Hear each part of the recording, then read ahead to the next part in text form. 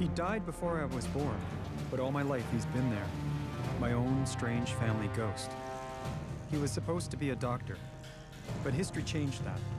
Instead, he was a fighter pilot. He became the last Canadian killed in combat in World War II. He was also the last Canadian to win the Victoria Cross. He was 28 years old. In Canada, he is all but forgotten. In Japan, they raised a monument to him, the only memorial to a foreign soldier on Japanese soil. He was my cousin. His name was Hampton Gray. And for as long as I can remember, I wondered about his last battle. What drove him, even when the war seemed all but over? August 9th, 1945. Gray leads a squadron of Corsair fighter planes as part of a ramrod operation making attacks on the Japanese island of Honshu. There are intelligence reports of enemy destroyers in Onagawa Bay. When he sights them, Hammy Gray decides to attack. It is the defining moment of Hampton Gray's life.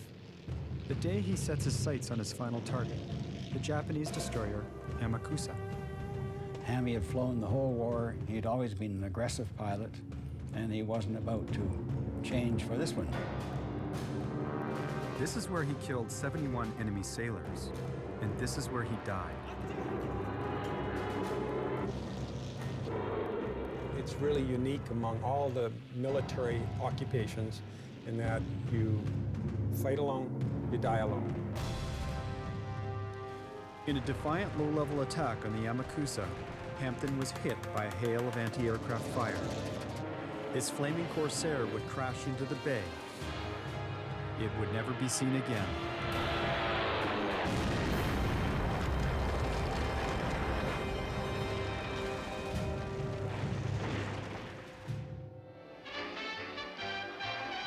To his home shores, General Eisenhower returned in triumph. It is May 8th, 1945, VE Day. After more than 5 years, Germany has been beaten. The war in Europe is finally over, but World War II is still raging on in the Pacific. Japanese forces are retreating from one South Pacific island to another. Their troops are fighting viciously, preparing for a last stand on their homeland, prepared to fight to the death. On August 6th, the Americans dropped the first atomic bomb on Hiroshima. 3 days later, on August 9th, the second nuclear weapon is dropped on Nagasaki. That same day, knowing that the war must end within hours, my cousin, the Canadian flying ace Robert Hampton Gray, is about to fly into history. Hammy's reputation, of course, was part of that mystique that Canadians had. We were considered to be good pilots, and we would go as flat out into the targets.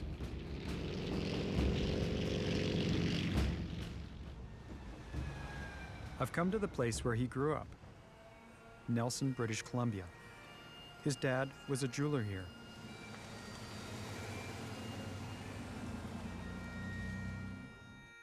The Grays had 3 children, Hampton, his brother Jack, and his sister Phyllis. But there's little evidence now that he ever lived here. Here's a Gray, Private C.J.E. Gray. But there isn't Hampton's brother. Jack isn't buried here either. He's in England somewhere. There isn't any other Grays in this place. I think the Grays left town right after Hampton died anyway, so I don't think anybody's buried in this cemetery from Nelson. No one blamed them for leaving. The memories must have been too painful.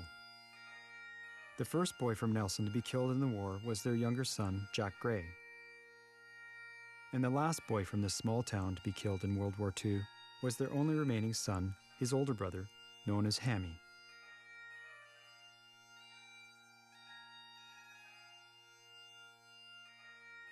I was curious, just how are the Gray brothers remembered in Nelson? Sean Lamb is the archivist of Nelson's museum. She is giving me a tour of some of the monuments dedicated to Hammy's memory. This is the plaque that was put up on this bridge, which is dedicated to Hammy Gray. And the bridge was built as a memorial for him. Do you think the people today know Hampton Gray, or is it more of a phenomena of the 50s when... I think most people around here, any over 50, would know something about him. I think the younger people, they're not very excited about war heroes at the moment. I think it's like anything else. I mean, I don't know the names of the most important tennis players in the world, but if I were a tennis buff, I mean, there's certainly a lot of war buffs. Well, this is quite a graphic picture of the battle. For sure. Do you think if people saw this, they'd understand what he did? Like Well, it describes it really well. But I mean, here. the philosophy behind his action and why he's considered a hero. Yeah, well, this describes it and that shows it. I think if someone took time to read it, I think they would know.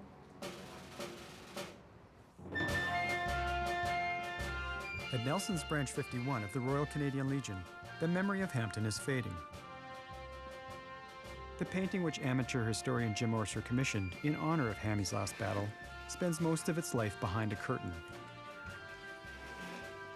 I think it's kind of ironic, though, that after all that effort, it's now covered up. I know. I've told them, I don't know how many times, that I don't like seeing it covered up, but every time we come up after they rent it up, it's covered up and it just doesn't get uncovered, that's all. And what's the reason for that? Why did People just don't like to see war pictures. You know, I don't understand this.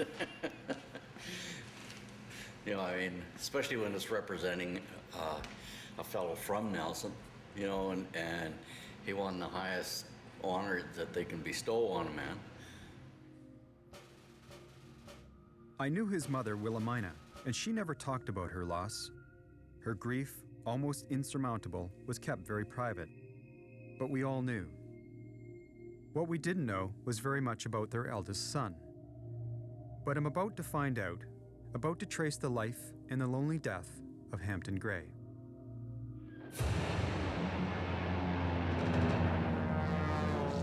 The summer of 1940 and the Phony War was over. There was no doubt now that the world was not going to escape the carnage of the next 5 years. Hammy Gray had just finished pre-med at UBC. He was 23. He must have had a girlfriend or two, must have planned for the future. But his future changed when the German blitzkrieg trampled through Europe. Like most of his classmates, he abandoned medicine and went to enlist in the Royal Air Force. His friend Peter Dudney went with him. Somebody suggested going down to the enlistment office in Calgary, and Hammy borrowed his dad's car, an old Studebaker, I think it was, and we decided to go to Calgary and see what it was all about. We sang songs all the way, patriotic song. Had a lovely trip, as a matter of fact, lots of fun. The main reason Hammy decided to enlist so early was a feeling of patriotism. He thought he should help his country. The Royal Navy was desperate for Canadian manpower, and Hampton was convinced that if he joined the Fleet Air Arm and trained as a pilot, he'd soon be in the middle of the action. He was dead wrong. He became a pilot all right and went on training missions in England and Africa. But for the first 4 years of his war, Hampton Gray never flew into a real battle. The concept of a naval air force was still in its infancy when Hampton enlisted. Maybe he was drawn to the social status of the Navy and intoxicated by the glamour of fighter planes. And why not have both? Well, if airplanes are interesting and ships are interesting, then surely ships with airplanes is going to be even more interesting. So I think there's a certain number of young men like Hammy Gray and Bill Atkinson who said, I want to fly airplanes, but wouldn't it be cool if I could fly airplanes and also go to sea? When I met him in Halifax, he told me flying around Africa doing all the patrolling is quite boring. But I'm hopeful that I'll get a transfer to this new modern aircraft carrier that's about to be commissioned. That aircraft carrier was the HMS Formidable, and Hampton was called up to replace the senior pilot of 1841 Squadron, who'd been shot down on a previous mission. If he wanted action, this was the place to be. For 1841 Squadron was about to launch a major attack on the German battleship Tirpitz. The Tirpitz was launched in 1941. It was the last Bismarck-class battleship to be built for the German arsenal. Adolf Hitler himself was present for the christening of his new war toy. Heavily coated in steel, she carried 8 16-inch guns and 28 others of formidable strength. The Nazis bragged she was unsinkable. The Tirpitz was the most heavily defended ship in the German Navy. Her mission was to protect Germany from any sea attack via Norway by patrolling the North Sea waters and pounding any Allied ships which got in her way. She was also to raid merchant shipping between the Allies and the Soviet Union, scuttling desperately needed equipment and supplies. The Allied forces had lost scores of men and hundreds of planes trying to disable her while she hid in the Norwegian fjords. So in August 1944, Hammy was to lead a squadron of Corsairs, the fastest fighter planes on His Majesty's fleet, in a raid against the mighty German battleship. He prepared the fighter pilots, issued the orders, and didn't mention the one crucial piece of information about himself. For this would be the first time Hammy Gray flew into a real battle. His first operation, he didn't let us know, but his first operation was against the Tirpitz. And I think we'd lost the senior pilot and senior subject. So we'd got more experience than him in action. But he never told us he hadn't been in action before.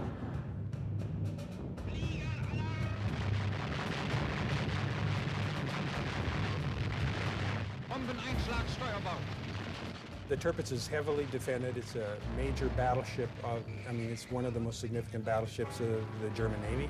It's probably one of the most dangerous targets that a Navy pilot or an Air Force pilot would have to attack in that part of the world. It's exceptionally well defended, and it's up in Norway, in a fjord, and you only have one way in and one way up. Essentially, there aren't a whole bunch of directions from which you can attack this vessel. It's heavily armed. It's extremely difficult to sink even if it wasn't defended, but when you combine the fact that it's a capital ship, heavily defended by a cordon of its own ships, plus heavily defended, it has complete air superiority around it. Clearly, any attack against the Tirpitz is a dangerous haul.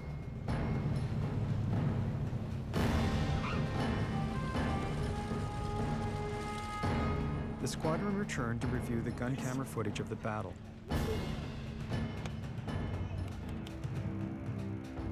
As they watched the film from Hampton's camera, they saw an extreme close-up of the Tirpitz and a hail of anti-aircraft fire. It was obvious that his run at the ship had been suicidally close. As the other pilots grew silent, Hammy jokingly said, "There's a dumb Canadian who needs a good talking to." His lack of experience in battle was never brought up again. So did they accomplish the mission? I think they did. Essentially, the Germans couldn't utilize the ship the way it was intended to be used. My cousin came away from the Tirpitz raid with a mention in dispatches for the leadership of 1841 Squadron. He also gained a reputation for those deadly low-level strafing runs. It was hearing this story that I began to realize that my cousin was a very different pilot. In fact, other pilots in his squadron just didn't take the chances that he did. I found it odd that when Hampton sat in the cockpit, he suddenly turned from a likable, easygoing fellow into a warrior. If you talk to Bill Atkinson or to Hammy Gray, they would acknowledge that they're not the same person in the aircraft that they are on the ground. On the ground, you can be a bit easygoing. You can not even appear to be very talented, not appear to have particularly significant skills of any kind. And then you get into the airplane and you can be a wonder, absolute wonder. And that is not something in the civilian world that one typically gets to see. The British War Office decided, just after the Tirpitz attacks, that the aircraft carrier Formidable would be refitted and sent to join the British Pacific Fleet for the final assault on the Japanese Empire. Hampton Gray was not amused. He'd just seen some action and he liked it. And now it seemed his ship would be moving away from the battlefront. He couldn't have been more wrong.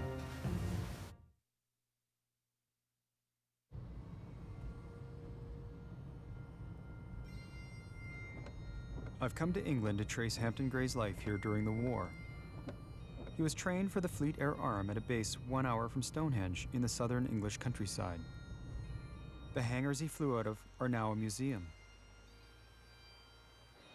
The plane they flew, the Corsair, was an American-built fighter with quite a history. But they're now very rare. Of the 12,500 Corsairs built for war, only 40 exist today. The Fleet Air Arm Museum has the only one in original condition. So the entire aircraft has been stripped inch by inch systematically, and what we have is the last totally original, authentic Corsair left on the planet, an FG-1A in original condition from 1944.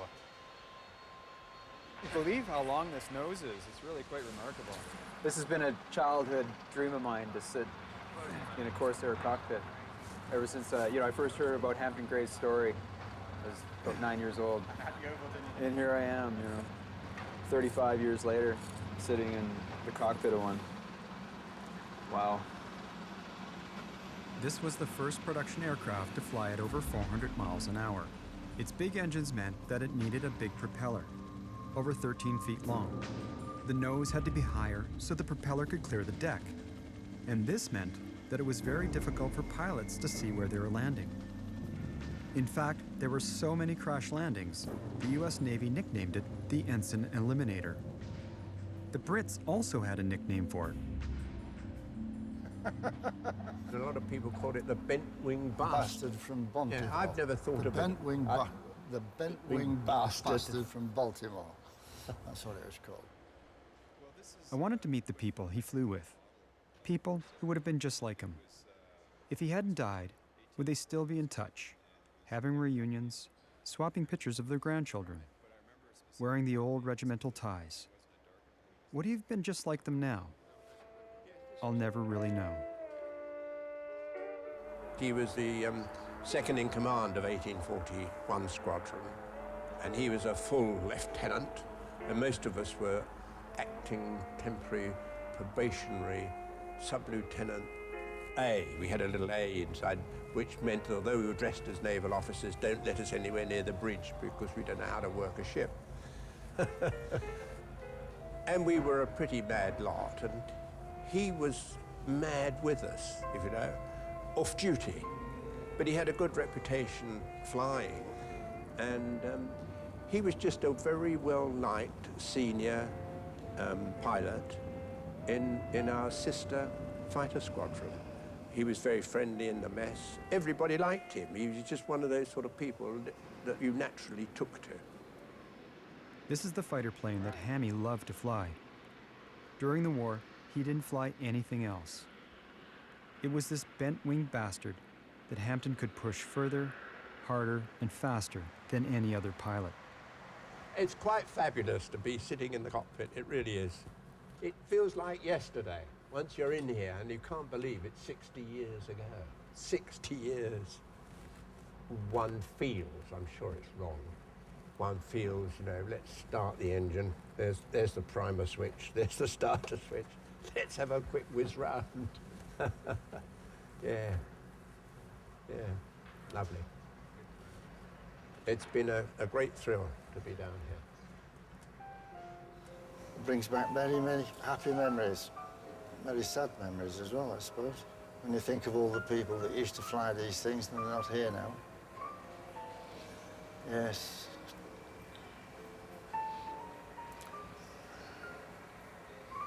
Yes. Hammy Gray flew in one, just like this. I'd been his wingman before, and I'd flown many times with Hammy, but I wasn't with him on his last flight. Sad thing, because he was a happy fellow. He's the life and soul of the party in the wardroom afterwards. I don't know. All a dream world.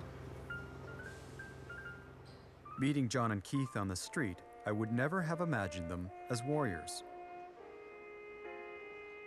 Didn't you used to get in and out of these quicker than this? Very good. Well done, John. I enjoyed that flight very much.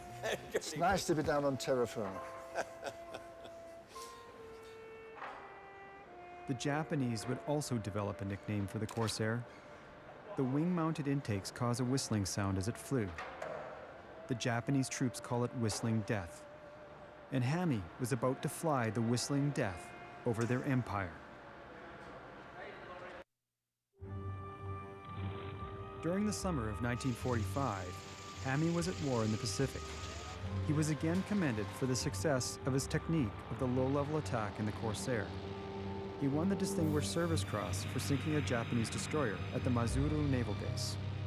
The Allies thought they were winning, but in his letters home to the parents, who had already lost one son, he was careful not to raise their hopes. Sakashima Gunto is where we are now operating. We have had some trouble with the Japanese suicide bombers, so I'm writing to tell you that I'm all right, so you will not be worried. We expect to be here a while yet. We have to be realistic, I suppose, because this war out here is just as important to finish as the one in Europe.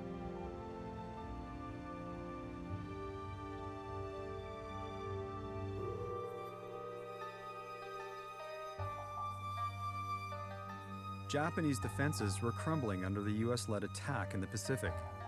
Their air force had become outclassed and outnumbered by the American war machine. Heavy losses made normal flight operation impossible. But Japan had a new and desperate defense tactic. Thousands of young warriors prepared to be suicide bombers. Kamikaze pilots were motivated by honor, motivated to death. They saw it as a final sacrifice for their country and their families.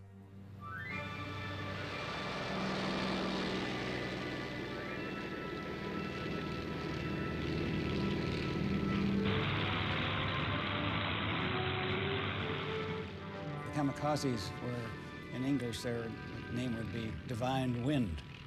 And in the Japanese history, they've been saved from other fleets in previous centuries by major typhoons coming up just in time to sink the enemy ships.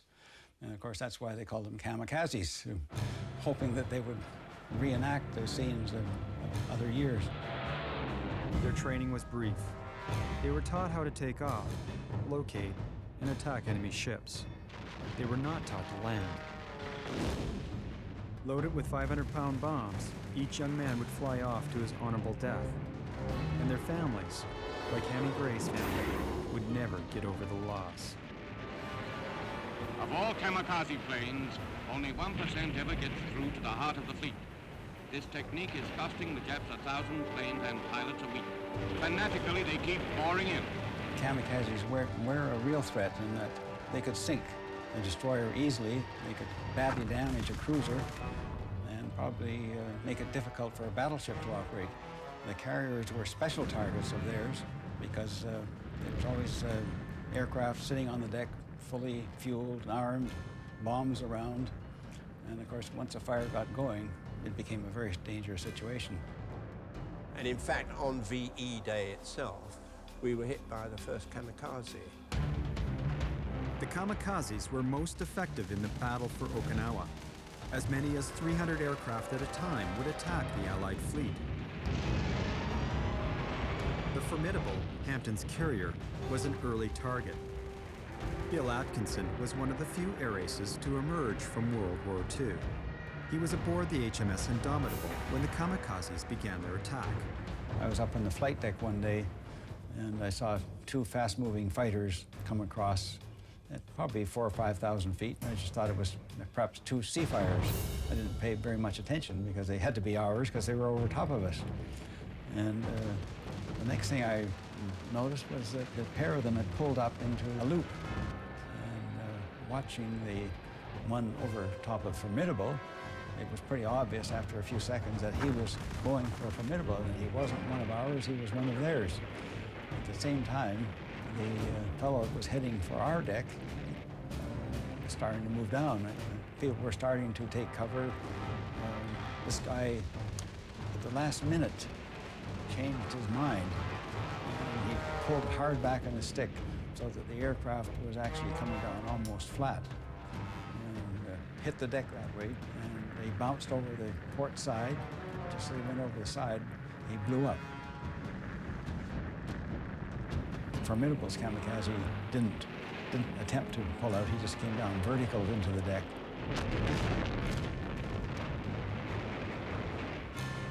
And some of the splinters went right through the 3 inches of armor plating, down through the hangar deck, and down into the boiler room of the ship, and caused a lot of damage. Almost all of the aircraft were destroyed on deck and also in the hangar. I think it's only about a dozen aircraft out of 60 left. If a kamikaze did crash into a carrier, the devastation was immense. And for pilots who were still to return from their missions, the danger level increased dramatically.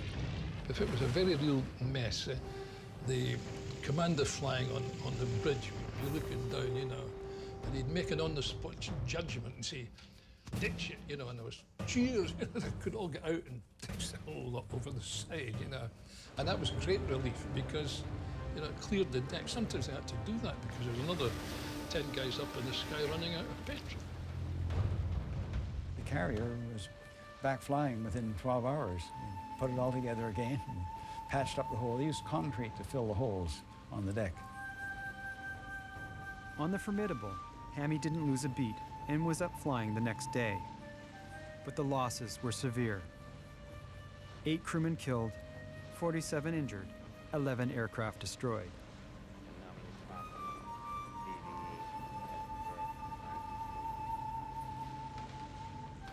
Thousands of kamikazes sacrificed their lives in the final battles of the war in the Pacific. As both sides mourned their dead and repaired the damage, Europe celebrated their victory. We are known as the Forgotten Fleet. Everybody has the view the war ended in May when the Germans gave in, and they seem to forget we were still out in the Pacific. And so when we were told we were supposed to toast the victory in Europe by splicing the main brace that evening, we were far from in the mood to do so. It's an example of why we feel forgotten, and it still hurts a bit. The men of the Forgotten Fleet might still hurt at the snub, but the world would never forget what was about to happen. And I'm about to discover a remarkable intertwining between the death of my cousin and the lives of a Japanese family he might have easily destroyed.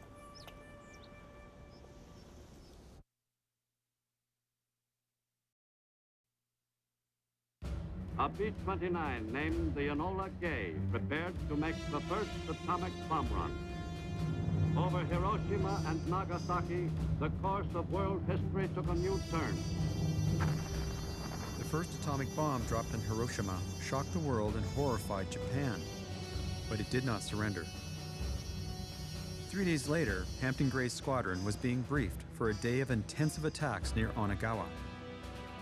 They were unaware that as they were meeting, the second atomic bomb was about to be dropped on Nagasaki. They also had no idea that this would be Hampton Gray's last battle. The last time that I saw Hammy was on the 9th of August, probably about 8 o'clock in the morning, and there was a big ramrod of 8 Corsairs, all armed up with bombs, heading to inland Japan. Their primary target was an airport 300 miles north of Tokyo. I walked down the deck with him and just chatting away and talking about one bomb had gone off on the 6th of August, and so we knew that the war's end couldn't be very far away. In fact, the captain of Formidable had specially briefed these fellows to take it easy, don't take any chances, because very likely we're going to have peace in the next week or two. And I don't think really giving that kind of guidance to a pilot in that situation really meant much. You can sympathize with that kind of instruction because you're the senior commander and you're aware that things may end pretty quickly here and you don't want to lose any more people than you absolutely have to. As a fighter pilot, I mean, there's no halfway measure. You can't go into combat and say, well, you know, tell you what, I'll do the op, but, you know, I'll try and take the safe route in and I'll drop the bomb, you know, a few hundred feet short and I'll get out. Well, a competent, well-trained fighter pilot going up day after day after day, the motivation is to get in, do the most damage, and get out. You want to survive, but you don't want to have to go back to the target 5, 6, 7 times. The more times you go back, the more risk there is to you. Even as they sensed the end of the war, Allied forces flew more missions on August 9th and 10th than in any other day of the last 6 weeks of the Pacific campaign. So despite words of caution, Hampton was determined to finish the job he started. On the ground in Japan, Warrant Officer Yoshio Kanda was waiting for the attack.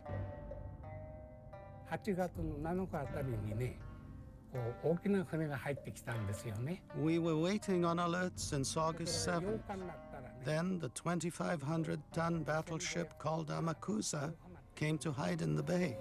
That's when I sensed that something was going to happen.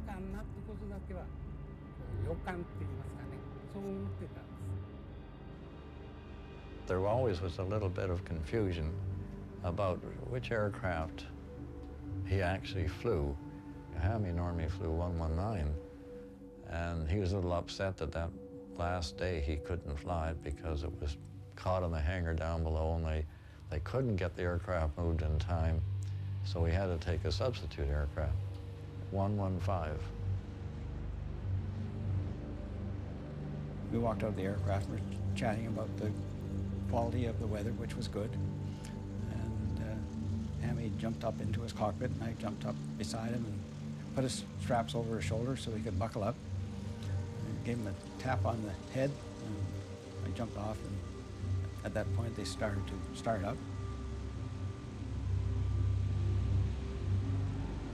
But an unusual thing happened just before takeoff. The operations assistant, which was Dick Sweet, he climbed up on Hammy's wing and said, we've just got some intelligence of some enemy ships at anchor in Onagawa Bay, and that's your secondary target. Now, only Hammy was given that information because it was too late for the others to know, and they had radio silence. There was suspicion in the air that something was going to happen within a few days. The military officials anticipated air raids, but nobody thought it would happen on August 9th. The commander instructed us to move our camp up into the mountains surrounding Onagawa Bay.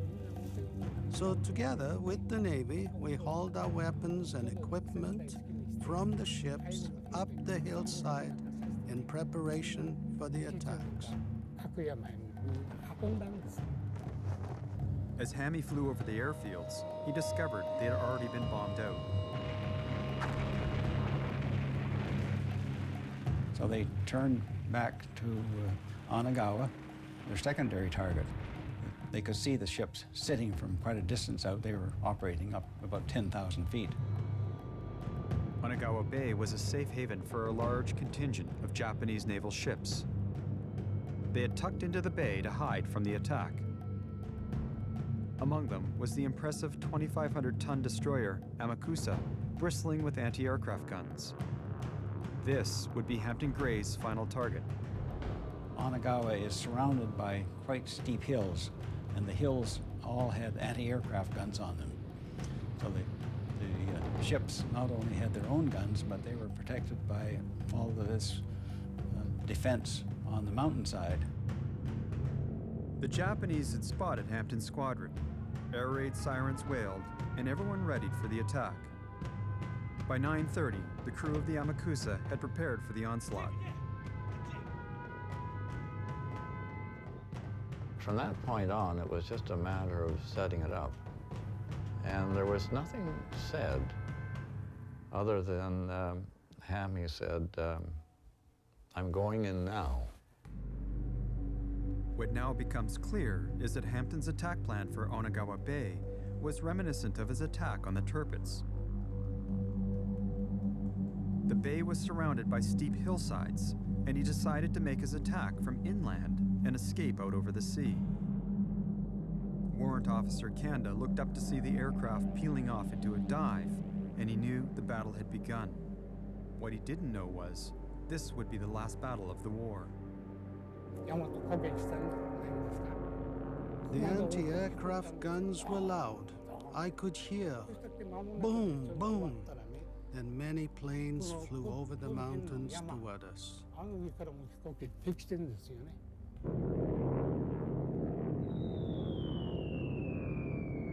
At 400 miles an hour, the entire bomb run would take less than 30 seconds.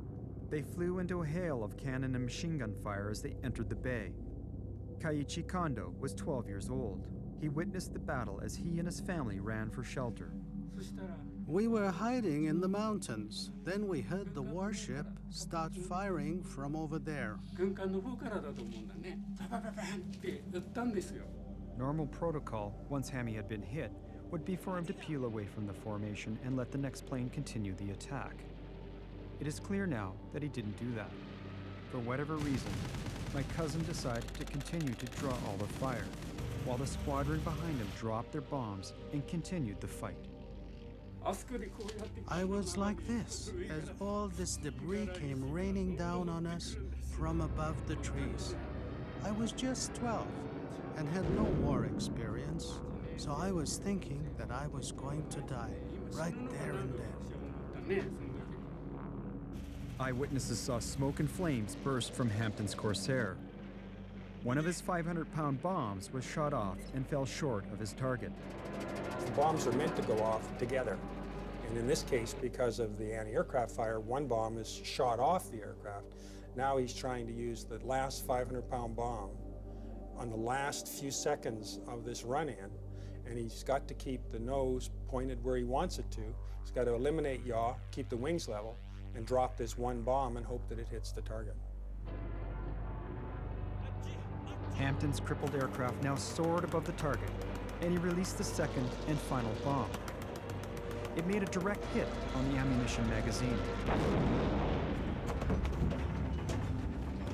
When I look at it as a pilot, I'm quite in awe of the fact that despite all that was going on, despite the fact that he'd lost the bomb, that he'd had anti-aircraft fire hit his aircraft, despite the fact that he's at low altitude, all of that is neither here nor there. He still keeps control of the aircraft and releases the bomb accurately enough that it hits the ship. It's quite an amazing feat of airmanship. The blast tore a huge hole in the starboard side of the Yamakusa. The ship lurched, then quickly capsized. 71 sailors lost their lives.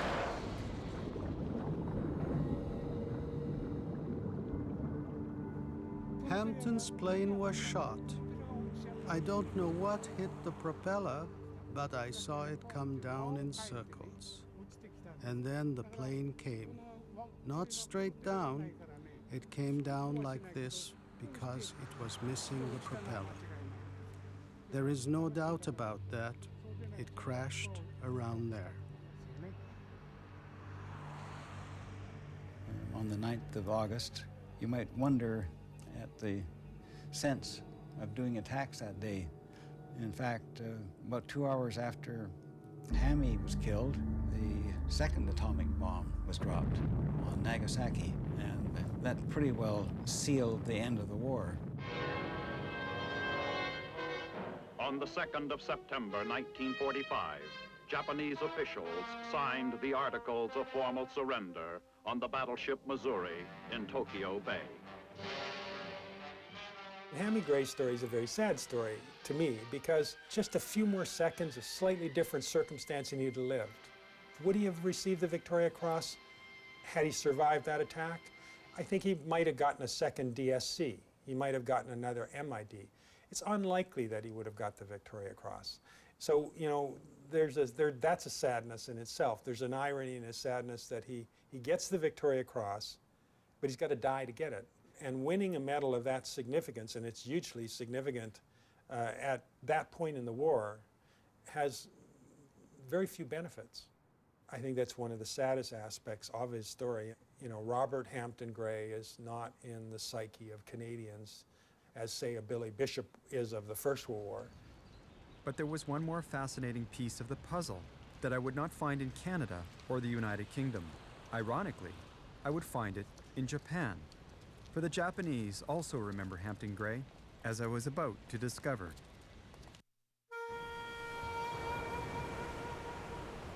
In a story filled with irony, there was one more remarkable thing to discover. In his final battle, Hampton Gray VC, the last Canadian killed in combat in World War II, had claimed the lives of 71 Japanese sailors. Yet this man, Yoshio Kanda, the Japanese veteran who fought against him in his final battle, has also been involved in the dedication of a memorial to my cousin. A memorial not to war, but to peace. It was a time of war, and whether people died in Canada or here, it didn't matter. It wouldn't have happened if it weren't for the war, and that's why I agreed to the building of the memorial. We could have refused the idea of building a memorial to someone from the enemy's side. But if we had refused, then we would not have met Marcia and her family, and we would not have visited Canada. The two memorials side by side, for me, represents a mutual understanding between our two countries. And now we have a wider circle of friends, and it gives me a great sense of pride and joy. When the monument was dedicated, Hammy's sister Phyllis was invited to attend. Millions of Japanese watched the ceremony on television. When we were in Japan, they had a luncheon for us at the Candace house, and we were, all the Canadians were at one table and all the Japanese were at another. And then they took us all out to another room as a family for this Buddhist ceremony, which was very interesting, with an interpreter. And then they said, now we're going down to the ocean with this scroll. And I threw the scroll into the ocean, and supposedly he went to heaven that way. It was very moving.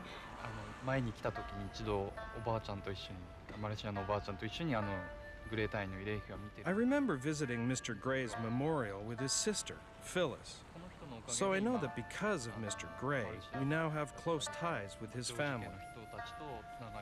The way I understand, it was not the war, but it was this man who had brought us together. After that, Hampton's great niece, Marcia, came on an exchange program to a school in Miyagi Prefecture. We received a postcard from her, and 3 days later, she showed up at our doorstep, and that's how our friendship began.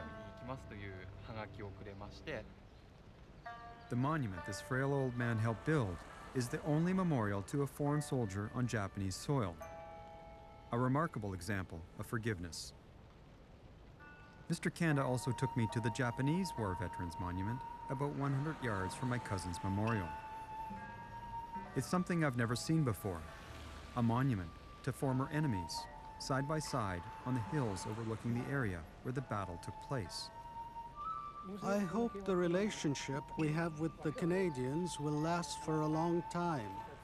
It is important for the process of peace.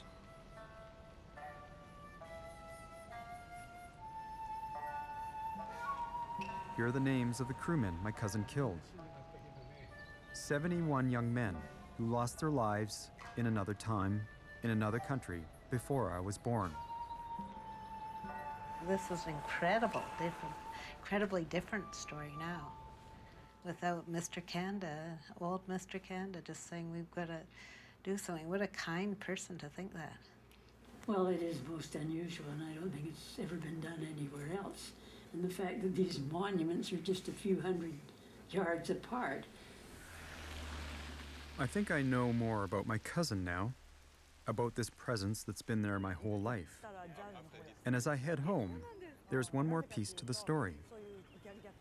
Hampton's great niece is getting married, and among the guests who come to Canada for the wedding are the grandchildren of Yoshio Kanda.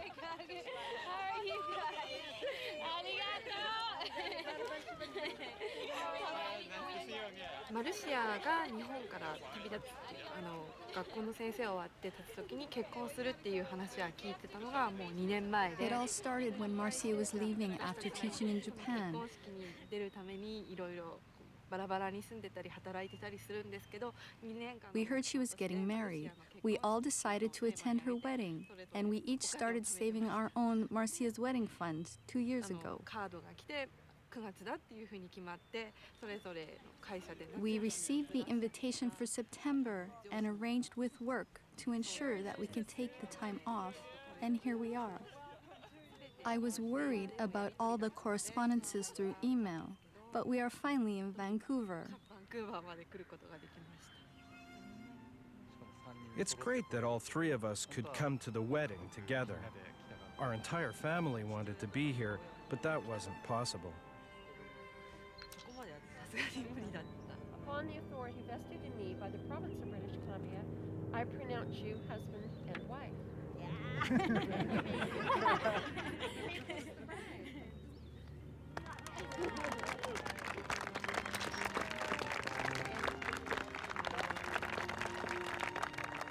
It would have been nice if he is able to be at this wedding. If only he had just taken it easy in that last battle, or maybe if they had waited a day. Maybe he would have survived the war. But I do know that if he had not been the last Canadian to die in direct combat, just hours away from peace, I probably would never have known who my cousin was. Just another casualty of war in the family books. For Hammy, it was all or nothing. The questions no longer haunt me. And maybe this will help people know him, remember who he was. My cousin, Robert Hampton Gray.